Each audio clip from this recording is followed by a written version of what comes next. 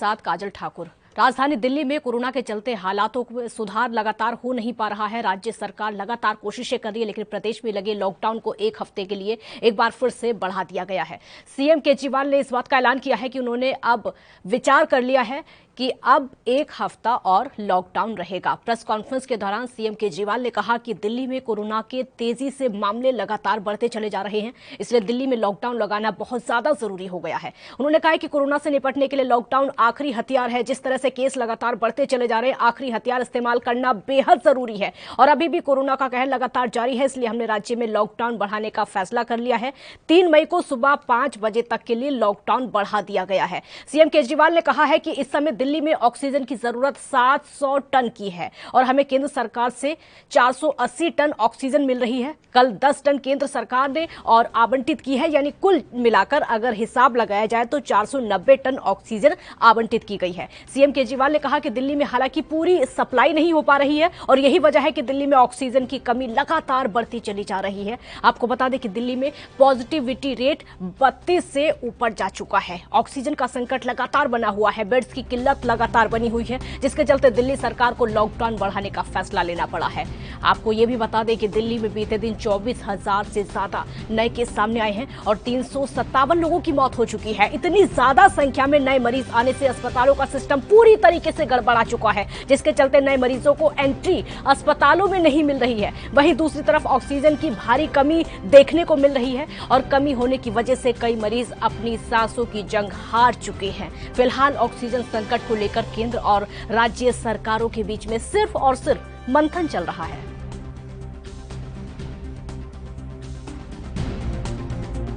Corona का कहर जारी है, बहुत ज़्यादा कोरोना बढ़ गया है और उसी के मद्देनज़र पिछले हफ्ते हम लोगों ने 6 दिन का लॉकडाउन लगाया था, जो कि कल सुबह 5 बजे ख़त्म हो रहा है। जिस तरह से तेज़ी से केसेस बढ़ रहे हैं दिल्ली के अंदर, उसको देखते हुए ये लॉकडाउन लगाना बहुत ज़रूरी हो गया था। ये एक तरह से आखिरी हथियार है कोरोना के से डील करने के लिए, लेकिन जिस तरह से केसेस बढ़ रहे थे, ये आखिरी हथियार इस्तेमाल करना ज़रूरी हो गया था। लेकिन अभी भी कोरोना का कहर जारी है और कोरोना कम नहीं हो रहा। तो इसीलिए उसके मद्देनज़र कई लोगों के भी, जनता के बीच में भी जब हम लोगों ने बात करने की कोशिश की, सबका मत यही है कि लॉकडाउन को भी और बढ़ाना चाहिए। तो लॉकडाउन को दिल्ली के अंदर 1 हफ्ते के लिए और बढ़ाया जा रहा है, अगले सोमवार को सुबह 5 बजे तक। ये ऐलान दिल्ली सरकार की तरफ से कर दिया गया है। दिल्ली के मुख्यमंत्री अरविंद केजरीवाल की तरफ से कर दिया गया है। लॉकडाउन पहले 6 दिनों का लगाया गया था और सरकार को उम्मीद थी कि कुछ ना कुछ कंट्रोल हालात हो जाएंगे, कुछ ना कुछ ये जो लॉकडाउन है वो प्रभावी होगा, लेकिन प्रभावी होता हुआ बिल्कुल भी दिखाई नहीं दे रहा है, जिसके चलते लॉकडाउन को 1 सप्ताह एक्सटेंड करना पड़ा है। अब 3 मई सुबह को 5 बजे तक ये जो लॉकडाउन दूसरा वाला लगा है ये रहेगा, क्योंकि दिल्ली में लगातार कोरोना के केसेस बढ़ते चले जा रहे हैं। 24,000 से ज्यादा एक दिन में केस आना बहुत ज्यादा चिंता का विषय हो जाता है, दिल्ली सरकार के लिए भी, स्वास्थ्य विभाग के लिए भी, क्योंकि ऑक्सीजन की कमी लगातार होती चली जा रही है। ऑक्सीजन की पूर्ति नहीं हो पा रही है, अस्पताल खुद को बेबस महसूस कर रहे हैं और डॉक्टर्स भी।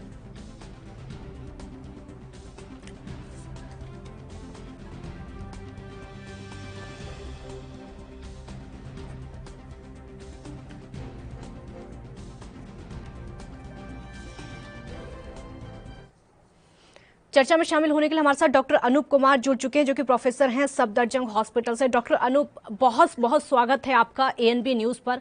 हालात इस समय इतने ज्यादा खराब हो चुके हैं कि देश भी लड़ रहा है, पब्लिक लड़ रही है, डॉक्टर्स भी लड़ रहे हैं और सरकारें भी लड़ रही हैं, कोई रास्ता इस समय नजर नहीं आता है। डॉक्टरों से उम्मीद है, आपसे ये सवाल पूछना इसलिए ज्यादा जरूरी हो जाता है क्योंकि ऐसे समय में, ऐसे संकट में, एक आपदा ही इसको कहा जाएगा, हमारे देश में आपातकाल लग चुका है, एक तरीके से प्राकृतिक आपदा ही इसको कहा जाएगा। डॉक्टर्स की राय इस समय बहुत ज्यादा जरूरी हो जाती है।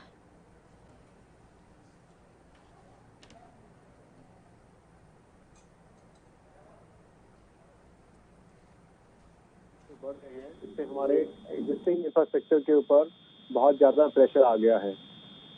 दिल्ली की बात करते हैं, दिल्ली में हम देख रहे हैं रोज 24 से 25 हजार केसेस ज्यादा डेली इनपुट जो है आता जा रहा है और अगर हम ये मान के चलें कि 90% लोग जो हैं एसिम्टोमेटिक या माइल्ड सिम्टम्स के होते हैं, तब भी जो 10% जो लोग हैं उनको जरूरत पड़ सकती है हॉस्पिटल बेड्स की। इसका मतलब है कि अराउंड 2000 पेशेंट पर डे के हिसाब से हमें जरूरत पड़ सकती है बेड्स आगे बढ़ने की। जितने भी हम तैयारी कर लें, ये जो है फॉल शॉर्ट हो सकता है अगर हमने इसको इनपुट को आगे नहीं रोका। तो इसीलिए जो लॉकडाउन आपने अभी देखा कि जो 1 हफ्ता बढ़ाया गया, वो ये सोच के ही बढ़ाया गया है क्योंकि जब तक हम आने वाले केसेस को कम नहीं करेंगे, एक्सपोजर कम नहीं करेंगे लोगों का, तब तक हमारे जो इंफ्रास्ट्रक्चर हैं वो क्रम्बल करते जाएंगे। तो इस समय हमें 360 डिग्री अप्रोच यूज करके जाना है। नंबर 1, एक्सपोजर को मिनिमाइज करना है। सबसे पहले मैं जब दर्शकों से फिर अनुरोध करूंगा, सरकार कर्फ्यू तो लगाती है जब वो देखता है कि जो हमारी जनता है वो कॉपरेट नहीं कर रही है, तो आप अपने आप स्वयं में कर्फ्यू लगा लीजिए। आप घर से बाहर नहीं निकलेंगे जब तक डायर इमरजेंसी ना हो, बाहर नहीं जाएंगे। बाहर जाएंगे तो डबल कपड़े का क्लोथ पहन के, यानी डबल मास्क पहन के जाएंगे या N95 मास्क पहन के जाएंगे। और इसके साथ साथ जो वैक्सीनेशन की ड्राइव भी हमें और तेज लाना पड़ेगा। आप देखते हैं, आप जानते हैं 1 मई से 18 ऊपर के सभी लोगों को ये परमिशन दे दी गई है। तो ये सबसे सभी का कर्तव्य है कि आगे जाकर एक वैक्सीनेशन स्टार्ट कराएं। इस युद्ध में हमारे 2 हथियार हैं। नंबर 1, सोशल वैक्सीन यानी मास्क, जो कि प्रॉपर लगाया हो इस एरिया में। डबल, जैसे बताया, कपड़े का सिंगल मास्क नहीं काम करेगा, तो डबल कपड़े का मास्क पहने या नंबर 2, वैक्सीनेशन। ये 2 चीजें ही आपको कोरोना के घातक परिणाम से बचा सकती हैं। इस समय तो मैं यही अनुरोध कर सकता हूँ, जैसे आप देख रहे हैं पूरे देश में डॉक्टर्स हो या और फ्रंटलाइन कोरोना वॉरियर्स हो, सबके सब जूझ रहे हैं। ये हमारी अपनी जिम्मेदारी भी है, लेकिन साथ साथ जनता की भी जिम्मेदारी है कि हमें इसमें सहयोग दें और जब तक जरूरत ना हो घर से बाहर ना निकले। हालात ये हो गए हैं कि लोग हॉस्पिटल नहीं जा पा रहे हैं, होम आइसोलेशन में लोग हैं। अब होम आइसोलेशन में लोग होते हैं तो उनको ये लगता है कि हमें कोरोना हो गया है, हम कौन सी दवा खाएं, ऐसी कौन सी दवा है जो वो खा सकते हैं, ऐसी कौन सी दवा है जो कि वो उसको घर में ही शुरू कर सकते हैं, ऐसा कुछ है क्या? मैं अगेन ANB न्यूज के जरिए जो भी दर्शक सुन रहे हैं उनको मैं बताना चाहता हूं कि अभी भी 90% लोग जो हैं माइल्ड सिम्टम्स के साथ ही हैं, जो घर पे मैनेज हो सकते हैं। आपको क्या करना है? नंबर 1, अपना हाइड्रेशन स्टेटस अच्छा रखना है। नंबर 2, समय समय पर दिन में 3 से 4 घंटे पर अपना टेम्परेचर चेक करना है और पल्स ऑक्सीमीटर से पल्स और ऑक्सीजन सैचुरेशन चेक करना है। नंबर 2। नंबर 3, अगर आपको फीवर 99 से ऊपर आता है तो क्रोसिन की टैबलेट हर दिन अवेलेबल है, वो आप दिन में 3 से 4 बार खा सकते हैं। अगर आपको नेजल सिम्टम्स हैं तो आप सेट्रिजिन की गोली ले सकते हैं। और अगर आपको गला खराब है तो सलाइन के गार्गल्स, नमक, गर्म पानी में नमक डाल के दिन में 3-4 बार गार्गल कर लें और पानी में जो है एक विक्स या कार्बोल प्लस डाल के उसकी स्टीम ले लें। इससे आपके जो ऊपर का जो ट्रैक्ट है इसमें काफी अच्छा आपको सिम्टम फ्री हो सकते हैं और सूदिंग इफेक्ट आता है। इसके अलावा आप एक मल्टीविटामिन स्टार्ट कर सकते हैं जो कि आपके अपर रेस्पिरेटरी ट्रैक्ट एपिथेलियम के रीजनरेशन में हेल्प करता है। इसमें जिंक भी आप ऐड कर सकते हैं, विटामिन C ऐड कर सकते हैं। तो ये बहुत ही सिम्टोमेटिक ट्रीटमेंट मैंने आपको बताया है, क्योंकि कोरोना से की सच कोई प्रूवन दवाई नहीं है कि हम ये बोले कि ये दवाई लेंगे तो कोरोना वायरस मर जाएगा। हमारी बॉडी अपने आप ही वायरस से लड़ाई करती है और 6 से 7 दिनों में हम देख रहे हैं कि अमूमन लोग जो हैं सिम्टम फ्री हो जाते हैं। और लेकिन आपको 2 हफ्ते तक अपने आप को आइसोलेट करके रखना, ये बहुत जरूरी है। आप कमरे में एक आइसोलेट करें अपने आप को। आपका बाथरूम सेपरेट होना चाहिए, खाने पीने का और कपड़े आपके सेपरेट होने चाहिए। हमेशा आपको मास्क पहन के रहना है। आपके घर में जितने भी लोग हैं वो भी मास्क पहन के रहें। और अगर एक्सपोजर हो जाता है किसी के साथ तो 5 से 6 दिन के बाद आप जाकर अपना टेस्ट करा सकते हैं। 6 दिन की आप बात कर रहे हैं कि अगर कोई होम आइसोलेशन में है, जो सिम्टम्स हैं उसके खत्म हो जाते हैं या फिर उसको कम दिखाई देते हैं, सिर्फ 5 से 6 दिन का वक्त है कि उस बीच में जाकर टेस्ट करा सकते हैं दोबारा? देखिए, हमें जो टेस्ट कराना है नॉर्मली गाइडलाइंस के हिसाब से, आप जब सिम्टम फ्री हो जाते हैं 7 दिन के बाद, यानी जब 2 वीक का टाइम पूरा हो जाता है, आप मान लिए जाते हैं कि आप कोरोना फ्री हो गए हैं। इसलिए टेस्ट कराने की गाइडलाइंस में कोई अभी तक रिकमेंडेशन नहीं है। लेकिन अगर कोई अपनी तसल्ली के लिए कराना चाहता है तो कराए, अदरवाइज उसको कराने की जरूरत नहीं। जो हम 6 डेज की हम बता रहे थे, वो बता रहे थे कि अगर आप किसी के संपर्क में आ गए हैं जो कोरोना पॉजिटिव है, तो आपको अगर किसी पेशेंट के संपर्क में आप 10 मिनट से ज्यादा आए हैं जिसमें उसने मास्क नहीं पहना था या आपने मास्क नहीं पहना था, तो आप हाई रिस्क कॉन्टेक्ट माने जाते हैं। उन लोगों के लिए हमने बताया कि वो 5 से 6 दिन के बाद ही टेस्ट कराएं। अगर वो पहले टेस्ट करा लेंगे तो फॉल्स नेगेटिव आ सकता है।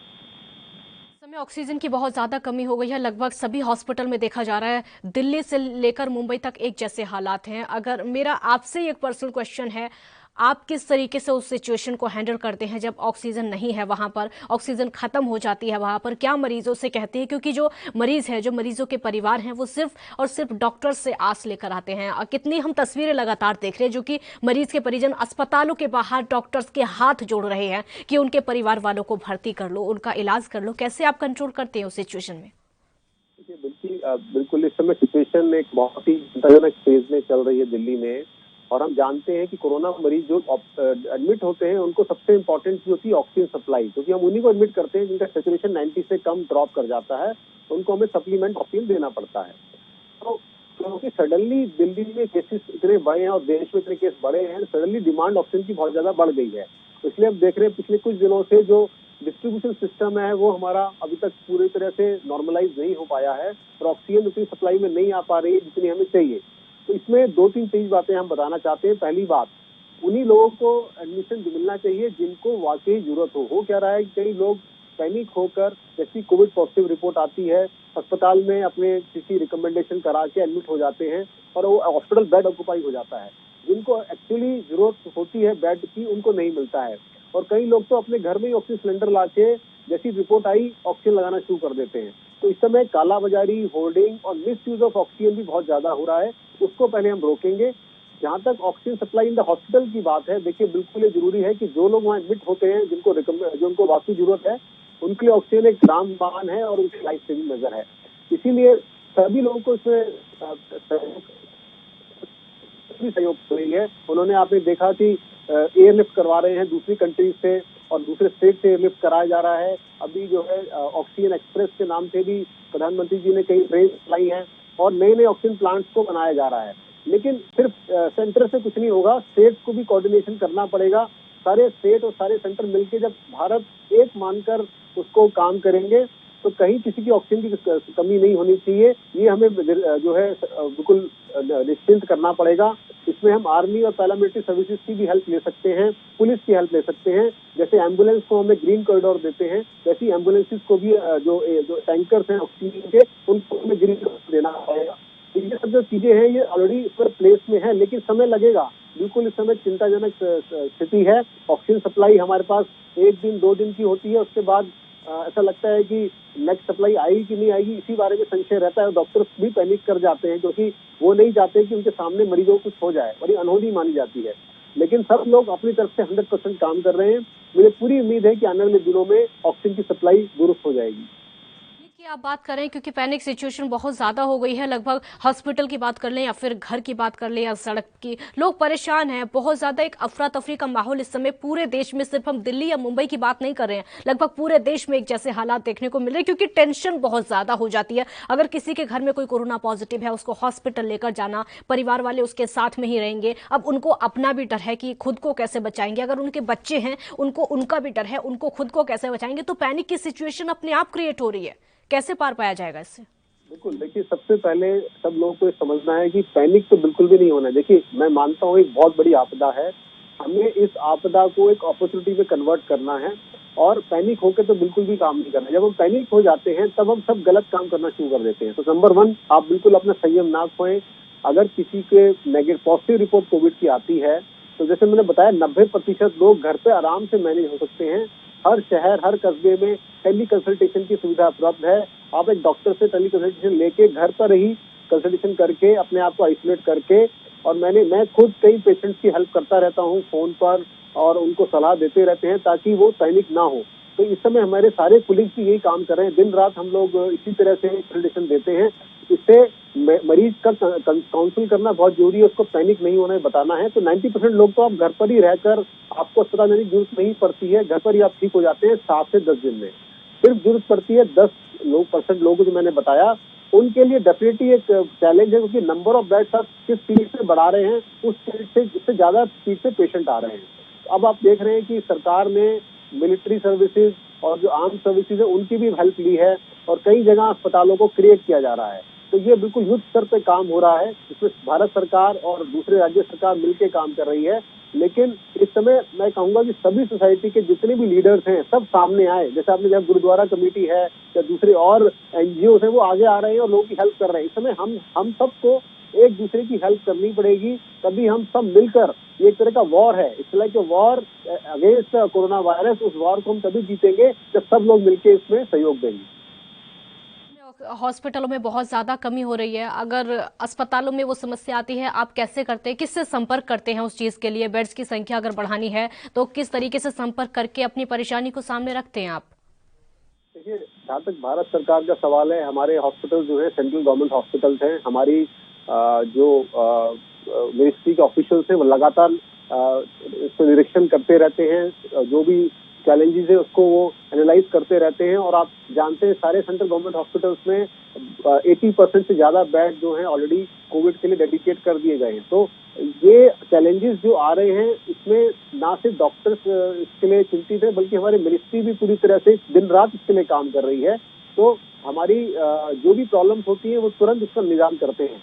इसलिए मैंने बोला कि इस समय सभी, चाहे वो किसी मिनिस्ट्री के ऑफिशियल्स हो, किसी हॉस्पिटल के डॉक्टर्स हो, सरकारी हो या प्राइवेट हो, सब एक कोऑर्डिनेशन में काम कर रहे हैं। और मैं मानता हूं कि बेड की काफी कमी हो सकती है, क्योंकि सडनली पेशेंट्स आ जाते हैं। लेकिन हम कोशिश यही करते हैं जैसे ही हो जाए पेशेंट को ट्रीटमेंट मिल जाए, चाहे इस अस्पताल में मिल जाए चाहे उस अस्पताल में मिल जाए, कोशिश यही करते हैं कि उसको ट्रीटमेंट मिल जाए और किसी भी व्यक्ति की जान ना जाए। इस समय हम यही प्रयास कर रहे हैं। बने रहिए हमारे साथ। इस समय डॉक्टर गुरनाम सिंह भी जुड़ चुके हैं। डॉक्टर गुरनाम, बहुत स्वागत है आपका एएनबी न्यूज पर। Thank you ji, thank you so much. Gurnam, इस समय हमारे देश में बहुत ज्यादा पैनिक सिचुएशन इसको कहा जाएगा हो चुकी है। लोग परेशान हैं, हाहाकार मचा हुआ है। जो जिन कोविड मरीजों की मौत हो रही है उनके परिजनों की जो चीखने की आवाजें हैं, लगभग पूरा देश इस समय सुन रहा है, चाहे वो टीवी के जरिए हो, न्यूज चैनल के जरिए हो। हमारा देश आपदा से इस समय जूझ रहा है और गुजर रहा है। कोई रास्ता इस समय नजर नहीं आता इससे बाहर निकलने का। एक तरीके से असंभव सा लग रहा है। कैसे देश का हौसला बढ़ाएंगे? देखिए, जैसे कि ये नया वायरस जो कोविड म्यूटेंट जो वायरस आया है, इसका इंफेक्टिविटी ज़्यादा है जो लास्ट ईयर कंपेयर टू कोविड-19 आया था। और ये जो अभी म्यूटेंट वायरस जो आया है इसका जो है इंफेक्टिविटी ज़्यादा है। इस वजह से जो केसेस आ रहे हैं वो ज़्यादा आ रहे हैं, मैक्सिमम नंबर आ रहे हैं। तो अगर परसेंटेज देखा जाए तो डेथ रेट का परसेंटेज उतना ही है जितना पहले था, बस इस बार इंफेक्टिविटी रेट बढ़ गया है। तो उस वजह से जो है नंबर काफ़ी ज़्यादा तादाद में है। उसके अलावा जितने हेल्थ रिसोर्सेज है हमारी, वो काफ़ी हद तक इस पिछले वाले कोविड वाले में काफ़ी हद तक वो खत्म हो चुकी थी। और जो पॉपुलेशन के हिसाब से अपनी हेल्थ रिसोर्सेज होनी चाहिए कि वो अभी के हालात में काफ़ी हद तक कम है।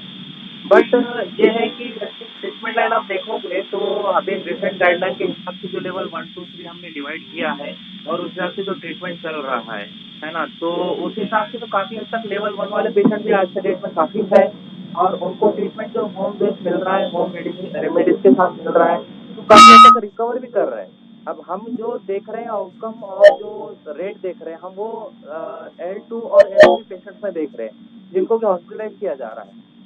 तो कहीं ना कहीं हम सबको सावधानी लेनी होगी, क्योंकि गवर्नमेंट ने सारे मेजर ले चुके हैं। अब हमारे हाथ में कि हम इसको सावधानी से बरतें, सारी जो इसके लिए प्रोटेक्टिव मेजर्स है वो सारे अपनाएं और उसको अच्छी तरीके से निभाएं, है ना। लॉकडाउन लगाए हैं, रिस्ट्रिक्शन लगाए हैं, उसके बावजूद भी इन्फेक्टिविटी रेट ज़्यादा होने के कारण और ये कम्युनिटी स्प्रेड होने के कारण अभी सब तरफ फैल चुका है। तो अभी अपने को यही करना होगा कि अपने को डायग्नोज करके उसको अर्ली ट्रीटमेंट देना ये बहुत ज़रूरी है।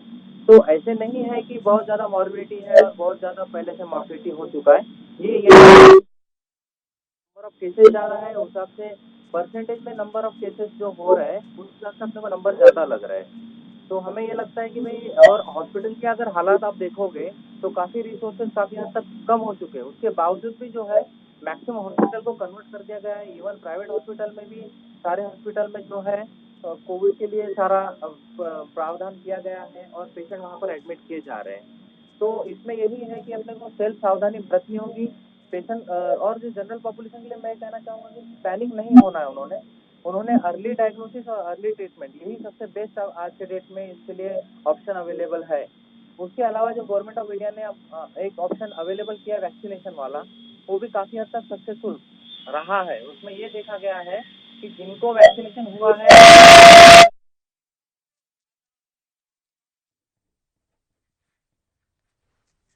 लगता है डॉक्टर गुरनाम की आवाज नहीं आ पा रही, दोबारा कनेक्ट करने की कोशिश करेंगे। डॉक्टर अनूप, अगला सवाल मेरा आपसे होगा, और वैक्सीनेशन के बाद जिस तरीके से डॉक्टर गुरनाम अभी कर रहे थे, वैक्सीनेशन को लेकर भी संशय है, कहीं ना कहीं डर है एक, क्योंकि पहले भी हमारी कई बार इस चीज को लेकर बात हो चुकी है, चर्चा भी हो चुकी है कि वैक्सीन को लेकर लोगों में कंफ्यूजन है कि वैक्सीन लगने के बाद भी कोरोना हो जाता है। उस कंफ्यूजन को कैसे दूर करेंगे, वो जो एक डर है उसको कैसे दूर करेंगे? काजल जी, आज मैं एएनबी न्यूज के माध्यम से ये बताना चाहूंगा कि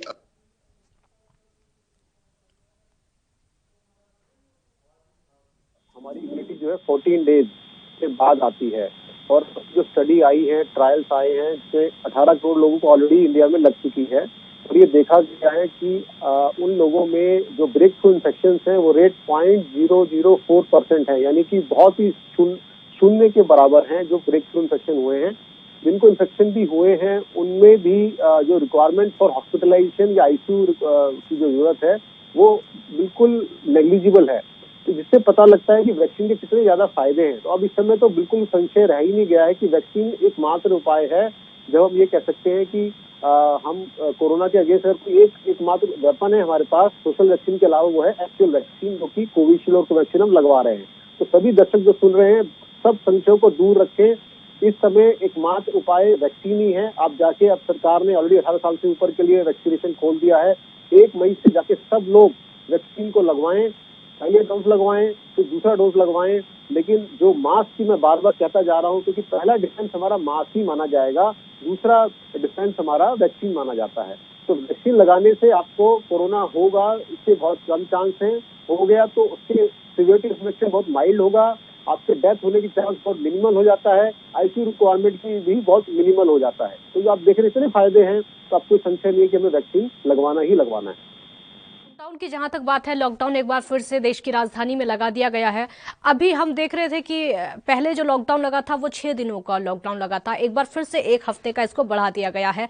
आपके नजरिए से, आपका नजरिया क्या कहता है? थोड़ा बहुत भी प्रभाव दिखाई दिया? कोई भी जो स्वास्थ्य व्यवस्थाएं हैं उस पर कुछ प्रभाव पड़ा? जब हम लॉकडाउन लगाते हैं तो लॉकडाउन का असर आने में कम से कम 2 हफ्ते लग जाते हैं, क्योंकि जो incubation period of the virus है वो 1 to 14 days on an average में 5 to 6 डेज आता है। तो अभी हमने 1 हफ्ते का लॉकडाउन लगाया है। इसके साथ साथ बाकी तरीके जो हमारी प्रिकॉशन है वो चलते रहने चाहिए। 1 हफ्ते का और बढ़ाया गया है, क्योंकि तब हम इसकी चेन को अगर ब्रेक करना है तो हमें 14 डेज पूरा कवर करना पड़ेगा। तो तभी हम कह सकते हैं कि इसका असर आया। लॉकडाउन से होता क्या है, लॉकडाउन से हमारा जो सिटीजन का जो एक्सपोजर टू इन्फेक्शन है वो मिनिमल हम करने की कोशिश कर रहे हैं। जब वो गैदरिंग में जाएंगे नहीं, वो काम करने मार्केट में जाएंगे नहीं, पब्लिक ट्रांसपोर्ट में जाएंगे नहीं, तो एक्सपोजर कहाँ से होगा, ये इसकी पीछे सोच है। लेकिन मैं फिर बोलना चाहूंगा कि कई लोग हैं अभी भी इस तरह के कर्फ्यू को, इस तरह के जनता कर्फ्यू को तोड़ के और रूल्स को ब्रेक करके, हमने देखा है कई ऐसे केसेस आए हैं कि पुलिस से लड़ाई हो रही है। ये सब जब हम देखते हैं तो बड़ा दुख होता है। तो ये सब कुछ तो सरकार ने आपके लिए किया है, आपके जनता की जान बचाने के लिए, आपके परिवार की जान बचाने के लिए, आपके दोस्तों की जान बचाने के लिए। तो अगर आप ये कर रहे हैं तो अपने लिए कर रहे हैं, इसको लड़ाई करने की बिल्कुल जरूरत नहीं है। आप प्लीज इसको फॉलो करें। और लॉकडाउन 1 हफ्ता बढ़ाने से मुझे लगता है कि नंबर ऑफ केसेस कम आने की उम्मीद बिल्कुल है। जैसे हम अभी मुंबई में देख रहे हैं कि लॉकडाउन जिन्होंने लगाया लंबा, अब उनके केसेस जो है 1/3 रिडक्शन हो चुका है। तो ये लेकिन एक टेम्परेरी मेजर है, इसको हम लॉन्ग टर्म नहीं यूज कर सकते हैं। लॉन्ग टर्म में तो हमें अपना सोशल वैक्सीन और एक्चुअल वैक्सीन पे ही जाना पड़ेगा। लेकिन ये टेम्परेरी मेजर है, क्योंकि हम नहीं चाहते कि दिल्ली की जो सारी हेल्थ केयर फैसिलिटीज हैं वो चरमरा जाएं और कोलैप्स कर जाएं। इसलिए इस समय लॉकडाउन लगाना दिल्ली की जरूरत बन गया है। सबसे ज्यादा जो प्रभाव है वो इस चीज को लेकर माना जा रहा है कि कोरोना की जो चेन है वो इससे टूटेगी। अगर 2 हफ्ते का लॉकडाउन लग जाता है तो क्या चेन उससे टूट जाएगी, या फिर पूरे 14 दिन इसके लिए चाहिए इस चेन को टूटने के लिए? देखिए, ऑलरेडी 1 हफ्ता तो लग चुका है और 1 हफ्ता हम और बढ़ा रहे हैं, तो ये हम उम्मीद कर सकते हैं कि 2 हफ्ते पूरे हो जाएंगे लॉकडाउन के। और अगर लोग जो जनता से जो अपील, जनता उसको सीरियसली ले तो आप ये देखेंगे कि ये जरूर कारगर होगा। इसमें सिर्फ हमें ये देखना है कि जब वो बाहर जाते हैं तो उनको खतरा है। इस समय आप देखते हैं कि एयरबॉर्न भी अब कह रहे हैं कि वायरस जो है एयरबॉर्न का मतलब है कि अगर 5 लोग एक दूर दूर भी खड़े हैं और वो हवा में वायरस कुछ टाइम तक रहता है, इसीलिए जब तक जरूरी ना हो बाहर ना जाएं। अगर हम अपने ऊपर पूरे सेल्फ रिस्ट्रिक्शन लगा लेंगे तो हमें किसी तरह के लॉकडाउन की जरूरत नहीं पड़ेगी, लेकिन क्योंकि जनता नहीं मान रही है इसीलिए लॉकडाउन लगाना पड़ रहा है। मुझे लगता है कि 2 हफ्ते का टोटल टाइम हो जाएगा तो जरूर हमें इसके पॉजिटिव रिजल्ट मिलने चाहिए, प्रोवाइडेड जनता इसमें कॉपरेट करे। ऑक्सीजन की बात लगातार कही जा रही है। इस बार हम देख रहे हैं जो सबसे ज्यादा समस्या आ रही है वो ऑक्सीजन को लेकर आ रही है, क्योंकि ऑक्सीजन की कमी देखने को मिली। और इस बार जो पेशेंट हैं उनमें सबसे ज्यादा जो दिक्कत आ रही है वो सांस लेने में दिक्कत आ रही है, इसलिए उनको ऑक्सीजन लगानी पड़ रही है। अगर हम पहले वाला कोरोना देखें, जो कि अब से 1 साल पहले जिसकी शुरुआत हुई थी, इसको दूसरी लहर ही इसको कहा जा रहा है, उस समय इतनी ज्यादा परेशानी सांस को लेकर मरीजों में नहीं हो रही थी, या फिर ऑक्सीजन पूरी मात्रा में थी? क्या डिफरेंस है? कंपेयर करते हैं पहली वेव और दूसरी वेव को, तो डिफरेंस ये है कि पहली वेव जब आई थी तो हमारी पॉजिटिविटी रेट इतनी हाई नहीं हुई थी। अभी जो अगर हम बात करें, अगर हम दिल्ली के एग्जाम्पल लेते हैं, पॉजिटिविटी रेट इस समय 32% प्लस चला गया है। जो लास्ट वेव में हमारी मैक्सिमम पॉजिटिविटी 10% तक गई थी, यानी हम ऑलरेडी 3 गुना ज्यादा पॉजिटिविटी रेट क्रॉस कर चुके हैं। इसका मतलब है कि दिल्ली में 10 में से 3 या 4 हर शख्स पॉजिटिव है। आप समझ रहे हैं? तो इसमें क्या हो रहा है कि जब परसेंटेज वाइज देखते हैं, माइल्ड, मॉडरेट, सीवियर अभी भी सेम ही है। हम ये नहीं कह सकते कि ये वायरस पहले से ज्यादा पैथोजेनिक हो गया है, लेकिन हाँ, ट्रांसमिशन रेट इतना फास्ट हो गया है, ये हम जरूर कह सकते हैं। पहले एक वायरस जो किसी अगर आदमी को संक्रमित करता था तो 2 या 3 लोगों को फैला सकता था वो पेशेंट। अब वो पेशेंट 4 से 5 लोगों से ज्यादा को भी फैला सकता है। इसको हम बोलते हैं आर नॉट फैक्टर, यानी कि effective reproductive number of the virus. तो ये क्योंकि बढ़ गया है, इसके कई कारण हो सकते हैं। नंबर 1, कुछ म्यूटेशंस आजकल हम डिस्कस कर रहे हैं, उसके वजह अभी वो स्टडी करना है, लेकिन ऐसा लगता है कि म्यूटेशंस की वजह से भी हो सकता है। और नंबर 2, जो हमने खुद अपने गार्ड डाउन करके और प्रिकॉशन लेना भूल गए थे, वो भी एक कारण है जिसकी वजह से वायरस और घातक हो गया है।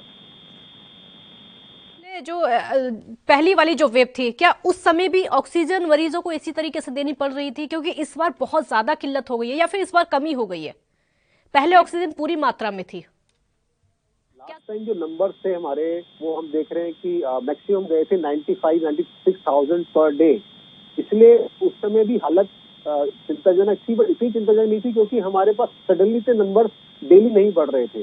तो हमारी जो स्वास्थ्य सुविधाएं थी, वो ऑक्सीजन तब भी जरूरत पड़ रही थी, लेकिन उस समय क्योंकि नंबर कम थे तो हम उसको पूरा कर पा रहे थे। अब क्या हो रहा है कि नंबर सडनली इतने बढ़ गए हैं, जैसे मैंने बताया, डेली अगर आप देखें 3.5 लाख अगर लोग देश में पॉजिटिव हो रहे हैं, अगर हम 10% भी लगा लें तो इसके हिसाब से आप देखेंगे इतने ज्यादा लोगों को एडमिशन की जरूरत पड़ रही है।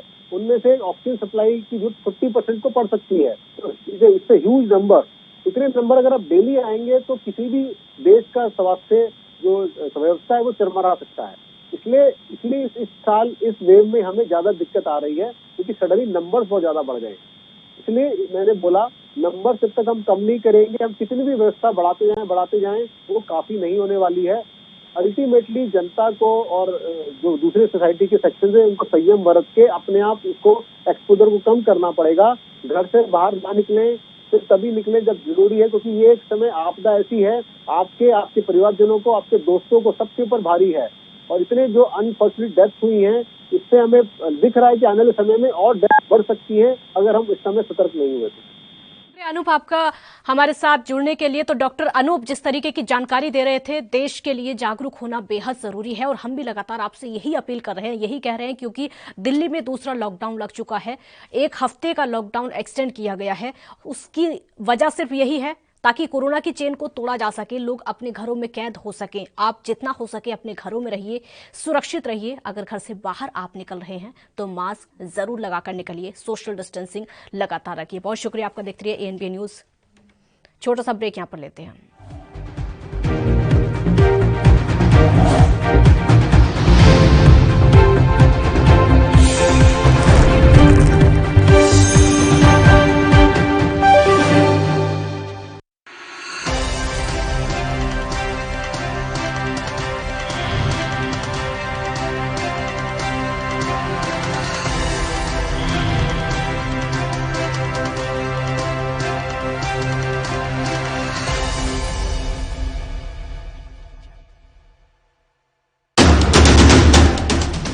राष्ट्र धर्म,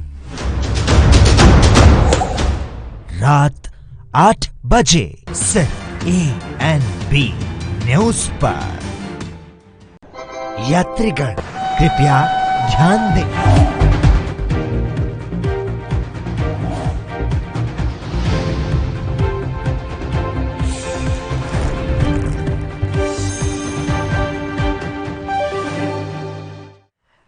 ब्रेक के बाद एक बार फिर स्वागत है आपका। तो कोरोना का संकट लगातार गहराता जा रहा है। दिल्ली में एक बार फिर से एक हफ्ते का लॉकडाउन बढ़ा दिया गया है ताकि लोगों को घरों में कैद किया जा सके और कोरोना की चेन को तोड़ा जा सके, कोरोना के संकट को कम किया जा सके। ऑक्सीजन की बहुत ज्यादा दिक्कत इस समय हो गई है। दिल्ली से लेकर मुंबई तक एक जैसे हालात देखने को मिल रहे हैं। देश के हर राज्य से लगभग डराने वाली तस्वीरें निकलकर सामने आ रही है, चिंता करने वाली तस्वीरें निकलकर सामने आ रही है। और चिंता होना जाहिर सी बात है, क्योंकि अस्पताल के बाहर जो कोविड पेशेंट हैं उनके परिवार वाले जब आते हैं तो डॉक्टर्स के हाथ जोड़ते हैं कि उनको भर्ती कर लीजिए, उनका इलाज करने के लिए, लेकिन डॉक्टर्स कुछ नहीं कर पाते हैं। अस्पताल अपने आप को वेंटिलेटर पर महसूस कर रहे हैं क्योंकि वो बेबस हैं, कुछ नहीं कर पा रहे हैं। देश के हालात ये हो चुके हैं कि इस समय सिर्फ और सिर्फ ऑक्सीजन की वजह से कोविड पेशेंट की सांसें चल रही हैं। पूरे देश का लगभग एक जैसा हाल है। चिंता का विषय बहुत ज्यादा हो जाता है। ऑक्सीजन की जरूरत है। दिल्ली को जितनी ऑक्सीजन चाहिए उतनी मिल नहीं पा रही है। लगातार सीएम केजरीवाल की तरफ से भी कहा जाता है कि उनको ऑक्सीजन चाहिए, जितनी चाहिए उतनी मिल नहीं पा रही है, लेकिन राजनीति इस पर लगातार हो रही है। बीजेपी की तरफ से कहा जा रहा है कि ये जो परिस्थिति आज हो गई है इसके जिम्मेदार खुद अरविंद केजरीवाल हैं। उन्होंने समय रहते इन परिस्थितियों को नहीं संभाला, जिसके चलते ये आज परिस्थिति एक बार फिर से आ चुकी है। एक दिन में 357 लोगों की मौत हो जाना देश की राजधानी में बहुत बड़ा चिंता का विषय है। ऑक्सीजन की वजह से एक हॉस्पिटल में एक ही रात में 25 मरीजों की मौत हो रही है। उसकी वजह से और ज्यादा दिक्कत हो जाती है और यही कारण है कि लॉकडाउन को एक सप्ताह और एक्सटेंड करना पड़ा है। दिल्ली में एक हफ्ते के लिए लॉकडाउन बढ़ा दिया गया है। देश के लगभग एक जैसे हालात हैं। उत्तराखंड की अगर बात करें तो वहां पर कुंभ का आयोजन किया गया। पहले वहां पर इतने बुरे हालात नहीं थे, लेकिन कुंभ की वजह से और ज्यादा परेशानियां बढ़ती जा रही हैं। अब कोरोना केसेस और ज्यादा बढ़ते चले जा रहे हैं। यही हालात पश्चिम बंगाल में भी है। पश्चिम बंगाल के आंकड़ों को उजागर नहीं किया गया क्योंकि वहां पर इलेक्शन चल रहे थे। राजनीतिक पार्टियों को सिर्फ सत्ता प्रेम दिखाई देता है, जनता प्रेम दिखाई नहीं देता है। वहां पर सिर्फ और सिर्फ इलेक्शन से मतलब था। रैलियां लगातार हो रही हैं, उसमें कई हजार लोग, लाखों लोग रैलियों में पहुंच रहे थे, लेकिन कोरोना के आंकड़ों को उजागर नहीं किया गया ताकि लोगों को चिंता ना हो। कहीं ऐसा ना हो कि लोग रैलियों में आना बंद कर दें, कहीं ऐसा ना हो कि लोग वोट देना ही बंद कर दें। और यही वजह था कि कोरोना के आंकड़े उजागर नहीं किए गए। आज देश के राज्यों में हालात बहुत ज़्यादा खराब हो चुके हैं। ऑक्सीजन को लेकर लगातार सवाल उठता है कि ऑक्सीजन की कमी इस बार इतनी क्यों हो रही है, पहले क्यों नहीं हुई थी। जब पहली वेव कोरोना की आई थी तो उस समय इतनी ज़्यादा परेशानियां नहीं हुई थी जितनी परेशानियां इस बार लगातार बढ़ती चली जा रही है। उसका रीज़न सिर्फ यही है, उसका कारण सिर्फ यही है कि पहले इतने केसेस नहीं थे। पहले जिस तरीके से कम्युनिटी स्प्रेड हो रहा था, एक दूसरे में कोरोना फैल रहा था, उतनी उससे 2-3 गुना ज्यादा तेजी से इस बार फैल रहा है। पहले यह था कि किसी एक को घर में कोरोना है तो 2 लोगों का होता था, लेकिन इस बार सीधे 5 लोग उसकी चपेट में आ रहे हैं।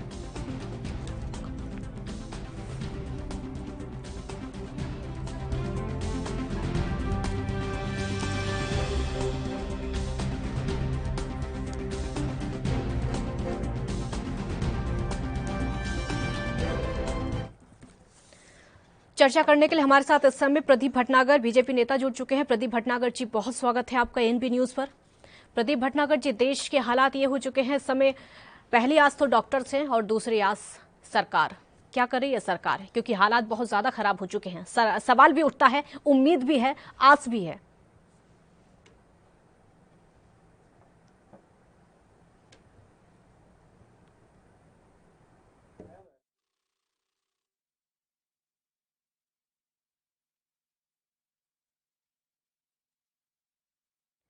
आवाज उनकी नहीं आ पा रही है, लेकिन वो जो देश के हालात हैं, तस्वीरें हम आपको लगातार दिखा रहे हैं, कैसी तस्वीरें निकलकर सामने आ रही हैं। वेंटिलेटर की कमी हॉस्पिटल में बहुत ज़्यादा है।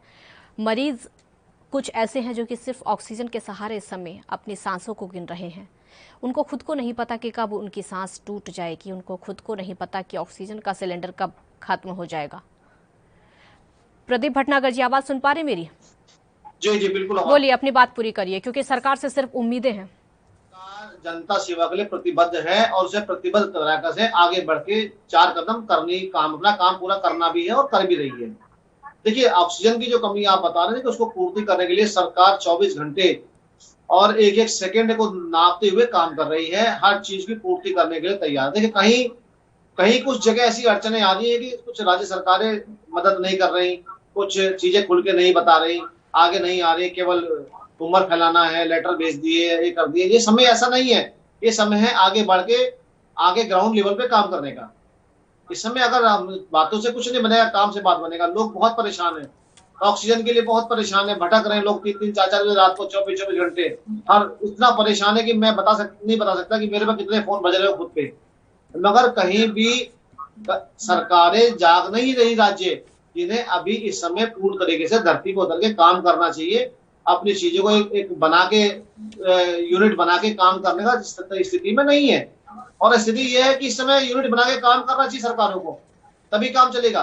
देखिए, केंद्र सरकार ने ट्रेन भी ग्रीन रेल चला दी, ग्रीन कॉरिडोर बना के रेल चला दी, हवाई जहाज, एयरपोर्ट सब लगा दिया है जी। मगर राज्य सरकारों को उसकी सप्लाई को लेके अपनी चीजों को सजगता करनी पड़ेगी। चलिए, कौन सजग है और कौन नहीं है, इस सवाल को भी आगे बढ़ाएंगे। हमारे साथ इस समय अकील खान, प्रवक्ता आम आदमी पार्टी के, जुड़ चुके हैं। अकील खान जी, बहुत स्वागत है आपका ANB न्यूज पर। जी शुक्रिया।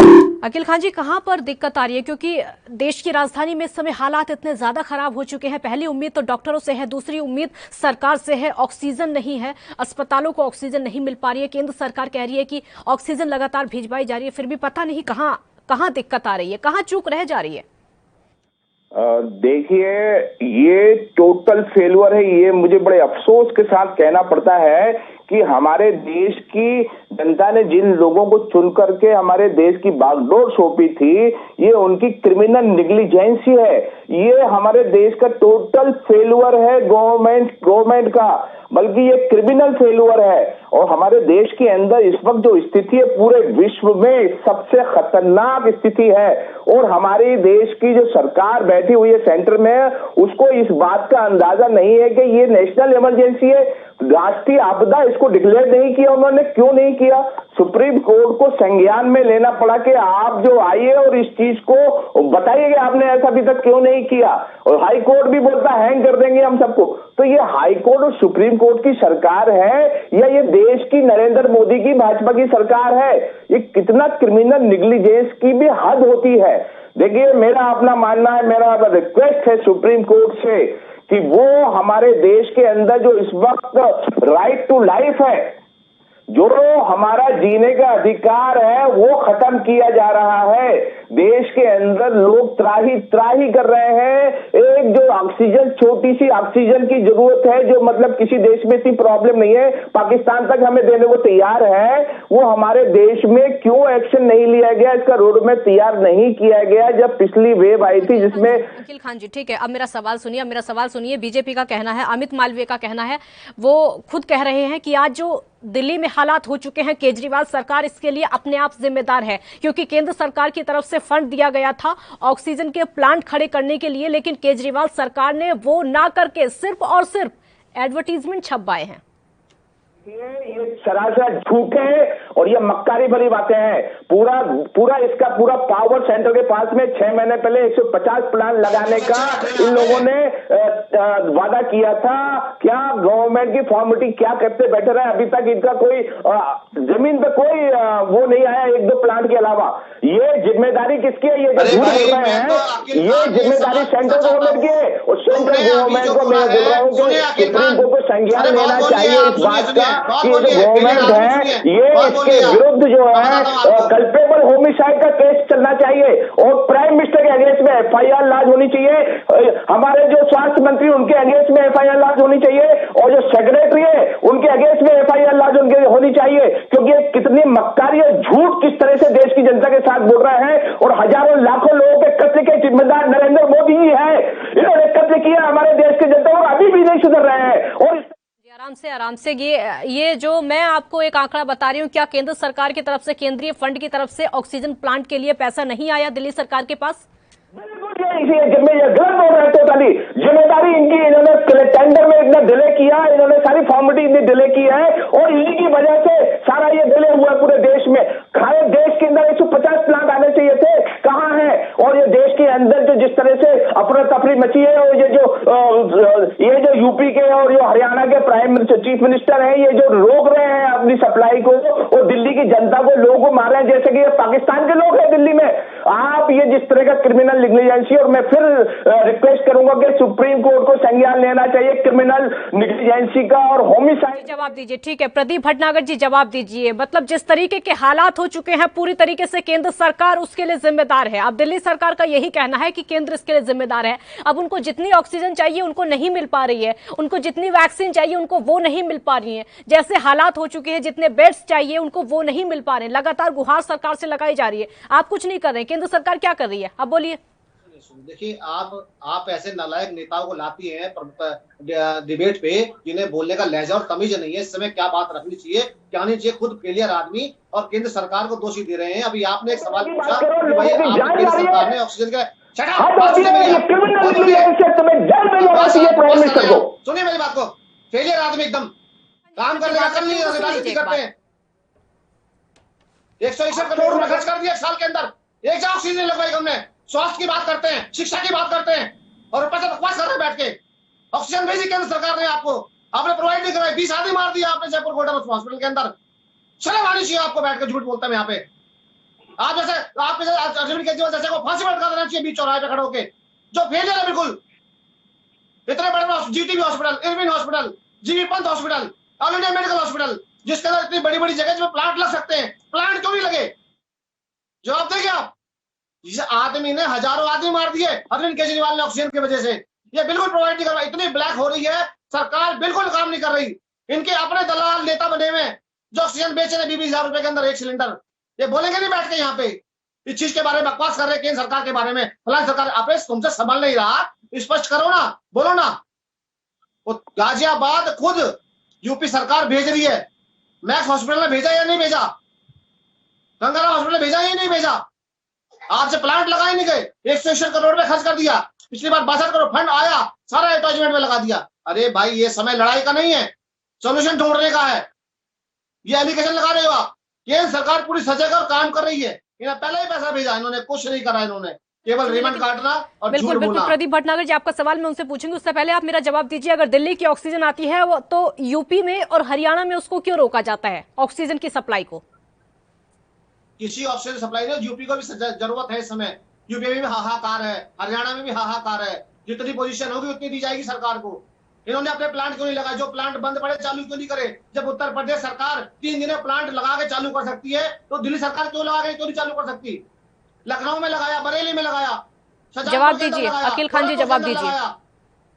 कर रहा हूँ कि 150 जो सेंट्रल गवर्नमेंट ने प्लांट लगाने थे और दिल्ली के अंदर भी सेंट्रल गवर्नमेंट की रिस्पॉन्सिबिलिटी थी, इन्होंने डिले किया है पूरा। ये जिस तरह की प्रोसेस को उन्होंने सरकारी सांडों की तरह जिस तरह प्रोसेस को नहीं होने दिया गया पूरा, उसकी वजह से ही ये डिले हुआ है। और दूसरी बात यह है कि जो अभी अलॉकेट किया 700 टन का, प्राइम मिनिस्टर ने खुद बोला है कि 700 टन के लिए हम कर रहे हैं और 590 टन जो है अभी मतलब दिल्ली को अलॉट किया गया, उसके अंदर से सिर्फ 350 टन से भी कम आ रही है दिल्ली में। और ये जो रोक रहे हैं, जो ये जिस तरह की गुंडागर्दी करके ये जो चीफ मिनिस्टर के गुंडे वहां पर मौजूद होकर के ये ट्रकों को रोक रहे हैं, ये एक देश की प्रभुसत्ता, एक देश का डेमोक्रेटिक सेटअप के अगेंस्ट में चैलेंज है। ये ऐसा लगता है कि किसी राजशाही में जी रहे हैं जहां पे राजा जो अपने इलाके के राजा जो मर जाए कुछ करे, कोई कोऑर्डिनेशन नहीं है। देखिए, मेरा एक बहुत बड़ा एक सजेशन है। वो कह रहे हैं अकील खान जी, वो कह रहे हैं कि आपके ही पार्टी के नेता ब्लैक में, आपकी पार्टी के नेता वहां पर कालाबाजारी कर रहे हैं। आपकी पार्टी के नेताओं ने ही जो ऑक्सीजन के सिलेंडर है उनको रखा हुआ है। सुनिए, मैं बताता, ये बताइए 4 घंटे पहले जयपुर गोल्डन हॉस्पिटल ने कहा कि मेरे पास ऑक्सीजन खत्म हो रही है, 200 पेशेंट इस समय हालत खराब है, तो इमरजेंसी में प्रोवाइडिंग क्यों नहीं कराई गई? हौले हौले भी कराते तो भी जाने नहीं जाती। जो 25 लोग एक झटके में चले गए सांसों की वजह से, उसकी जिम्मेदारी कौन लेगा? इरविन हॉस्पिटल के अंदर 2500 की जगह 700 बेड कर दिए, उसकी जिम्मेदारी कौन लेगा? जीटीबी के अंदर 1500 से 600 बेड कर दिए, उसकी जिम्मेदारी कौन लेगा? ये कहां तक मुंह मोड़ेंगे, कहां तक फिक्र नहीं मोड़ेंगे? ये देखिए केंद्र सरकार की तरफ क्यों मुंह मोड़ रहे हैं? केंद्र सरकार ने किसी चीज के लिए मना नहीं करा। पिछली बार केंद्र सरकार ने 2500 आईसीयू बेड दिए, वेंटिलेटर दिए, इन्होंने अभी तक कहीं नहीं लगाए। लेकिन ये क्यों नहीं किया गया है? देखिए, ये सरकार क्रिमिनल नेग्लिजेंस से ये जानबूझकर लोगों को मारने की कोशिश कर रही है कि ये त्राही त्राही मच जाए, और हमारी जो हमने जो गड़बड़ की है, भ्रष्टाचार किया, सामाजिक, राजनीतिक और आर्थिक भ्रष्टाचार इन्होंने जो किए देश के अंदर। को क्या मिलेगा? लोगों को मारकर सरकार को क्या मिलेगा? अकील खान जी, क्या मिलेगा?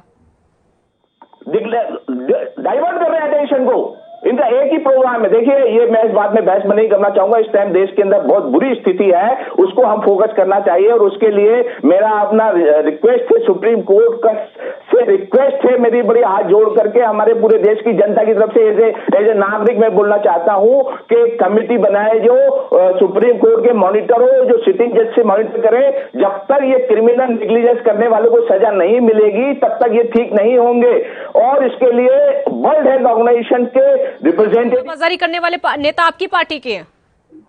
सुन लीजिए, वर्ल्ड हेल्थ ऑर्गेनाइजेशन के रिप्रेजेंटेटिव होना चाहिए, हमारे देश के प्रोमिनेंट सिटीजन्स होने चाहिए, डॉक्टर्स होना चाहिए उस कमेटी में, सुप्रीम कोर्ट मॉनिटर करे सिटी जज के थ्रू, और इसको मॉनिटर करके कौन गलत कह रहा है, जैसे कि हाई कोर्ट ने कहा है कि लटका दिए जाएंगे, बिल्कुल लटका दिया जाना चाहिए, और उसके लिए एक कमेटी होना चाहिए जो आइडेंटिफाई करेगा इस तरह के जो क्रिमिनल एक्ट करने वाले नेता, राजनेता बैठे हुए जो मिनिस्टर्स है, जिस तरह से बातें कर रहे हैं, उनके खिलाफ कार्रवाई की जाए। ये हमारा देश है, कोई ये बनाना रिपब्लिक नहीं है, इसके अंदर बड़े बड़े लोग हैं जो अभी मर रहे हैं, अच्छे खासे लोग, और देश के बहुत प्रबुद्ध नागरिक और जिम्मेदार लोगों की भी आफत आई हुई है। और ये राइट टू लाइफ है जो कॉन्स्टिट्यूशन ने हमें दिया है, संविधान ने हमें राइट टू लाइफ दिया हुआ है, उसके ऊपर बहुत बड़ा आघात है, बहुत बड़ा अटैक है, बहुत बड़ा आक्रमण है, और उसके लिए जिम्मेदार है नेशनल लेवल की सरकार, मोदी सरकार, भाजपा की सरकार। ये कोई जिम्मेदारी नहीं बनती क्या? दिल्ली सरकार की कोई जिम्मेदारी नहीं बनती? पूरा ठीक रहा, अब केंद्र सरकार पर ही फोड़ा जाएगा? अकील खान जी,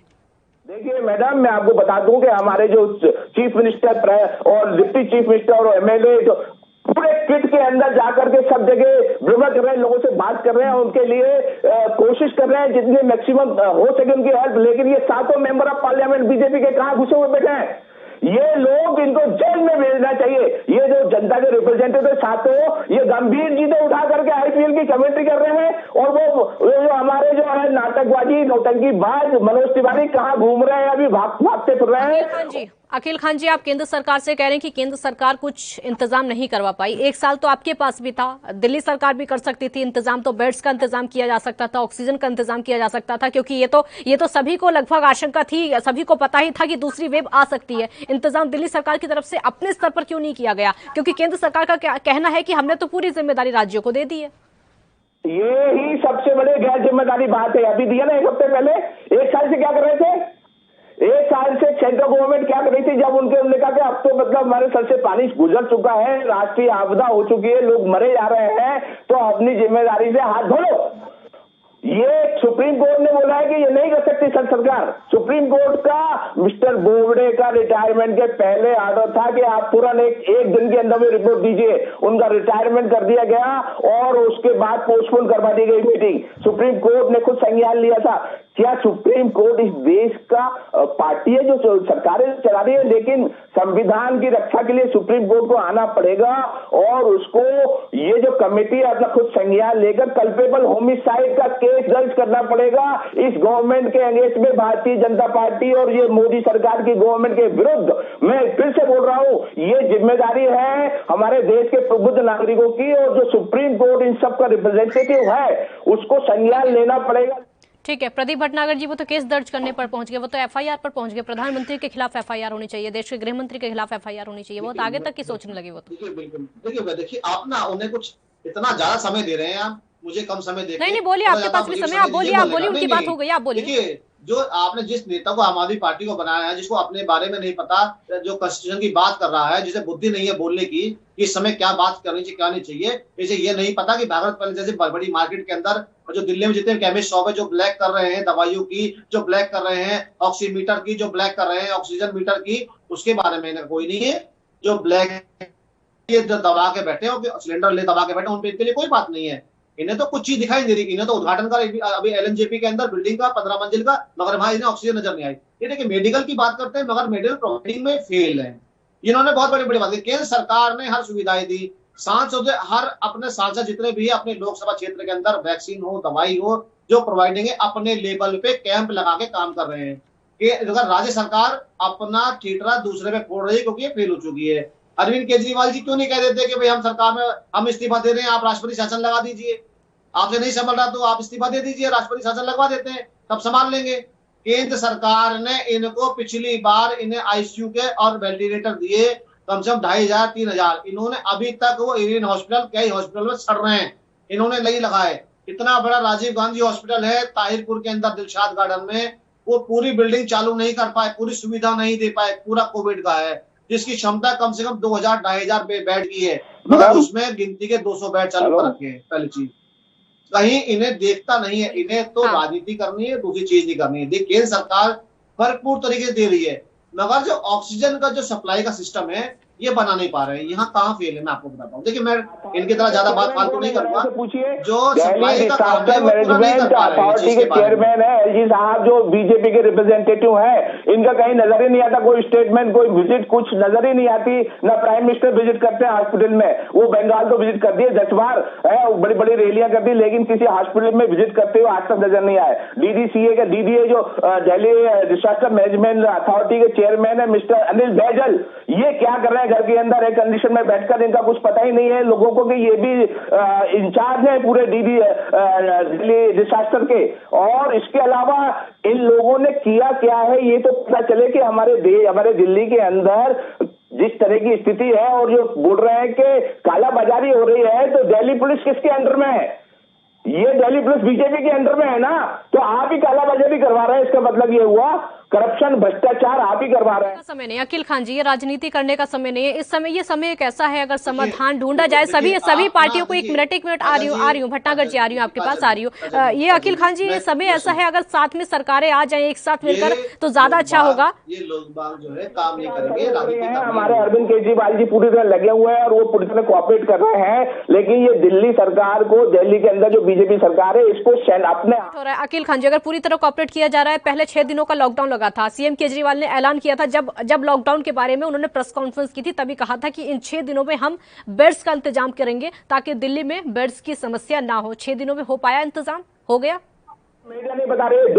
एक हॉस्पिटल यही ओखला के अंदर कल से चालू हो रहा है, उसके बाद उधर एयरपोर्ट के पास में 100,000 बेड का हॉस्पिटल अभी तैयार हो गया है। सब जगह तैयारी कर रहे हैं, लेकिन मीडिया को चाहिए कि ये बताए, क्यों नहीं बता रही मीडिया? और दिल्ली के अंदर जितने लोग हैं वो बुलाया है अखिल खान जी, इसीलिए आपको बुलाया है। आप अपनी पार्टी का पक्ष रख दें, इसीलिए आपको बुलाया है। आप बताइए ना कितना इंतजाम कहाँ पर हुआ। मीडिया दिखा रहा है, लेकिन आप तो बताइए ना आपने कितना इंतजाम किया। आप जब बोलेंगे, आप पार्टी के नुमाइंदे हैं, आप बोलेंगे तभी पूरे देश को पता चलेगा। बताइए क्या क्या इंतजाम हुए 6 दिनों में।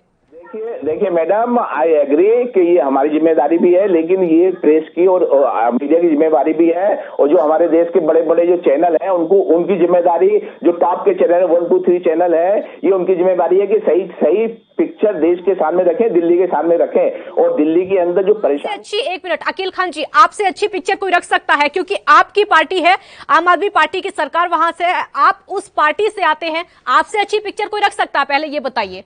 कोई नहीं रख सकता, तो आप बताइए ना वो आंकड़ा एक बार, फिर हम बताएंगे। आप बताइए वो आंकड़ा। लास्ट रिएक्शन है, बताइए क्या क्या इंतजाम हुए। पूरा देश इस समय सुनना चाहता है, क्योंकि आप सरकार का पक्ष रख रहे हैं, दिल्ली की सरकार का। बताइए क्या क्या इंतजाम हुए 6 दिनों में। देखिए 1000 बेड का हॉस्पिटल तैयार है इधर एयरपोर्ट के पास में, यहाँ ओखला में एक हॉस्पिटल तैयार कर दिया है। और यहाँ पे मस्जिदें जितनी है ये भी नहीं बताया जा रहा है, यहाँ पे जितने भी मस्जिदें हैं सारे इमामों को इंस्ट्रक्शन दे दिया गया है कि आप अपने मस्जिदों को खाली कर करके, और जितनी भी जगह यहाँ पर है उसको आप इस्तेमाल होने दे कोरोना के केसेस के लिए, कोरोना के लोगों के लिए। और इसके अलावा तो दिल्ली के अंदर है जो गुरुद्वारा है, वो लोग ऑक्सीजन ला करके लोगों को लगा रहे हैं, और मंदिरों में भी जगह दी जा रही है। ये काम सरकार नहीं कर रही है, ये देश दिल्ली की जनता कर रही है। हिंदू, मुस्लिम, सिख, ईसाई सब मिलकर काम कर रहे हैं, लेकिन जो कोऑर्डिनेट। अखिल खान जी, मैंने आपसे ये पूछा सरकार ने 6 दिनों में क्या किया, मैंने तो आपसे बस इतना सा सवाल पूछा, वो बताइए आप। हाथ कंगन को आरसी किया, पढ़े लिखों को फांसी किया। दिल्ली के अंदर जितना जगह जगह घूम करके और जितना जहां जहां पोजीशन खराब है वहां की पोजीशन ठीक करने के लिए डिप्टी सीएम हमारे मनीष सिसोदिया जी और हमारे जो स्वास्थ्य मंत्री है जैन साहब, सत्येंद्र जैन, ये घूम रहे हैं पूरा पीपी किट के अंदर दिन भर। रास्ते में आप देख सकते हैं और पूरे से कुछ नहीं होगा, इंतजाम करने से होगा, घूमने से कुछ नहीं होगा। बहुत शुक्रिया आपका हमारे साथ जुड़ने के लिए। अकील खान जी, प्रदीप भटनागर जी, आपका भी बहुत शुक्रिया हमारे साथ जुड़ने के लिए। घूमने से कुछ नहीं होगा, स्थिति का जायजा लेने से कुछ नहीं होगा। अगर 6 दिनों का लॉकडाउन लगाया गया है, उसमें वादा किया गया है पब्लिक से कि बेड्स की पूरी पूर्ति हो जाएगी, कोई समस्या नहीं होगी। अगर वो इंतजाम नहीं किया तो सवाल उठेगा, जाहिर सी बात है। बहुत शुक्रिया आपका। देखते रहिए ANB न्यूज। नमस्कार।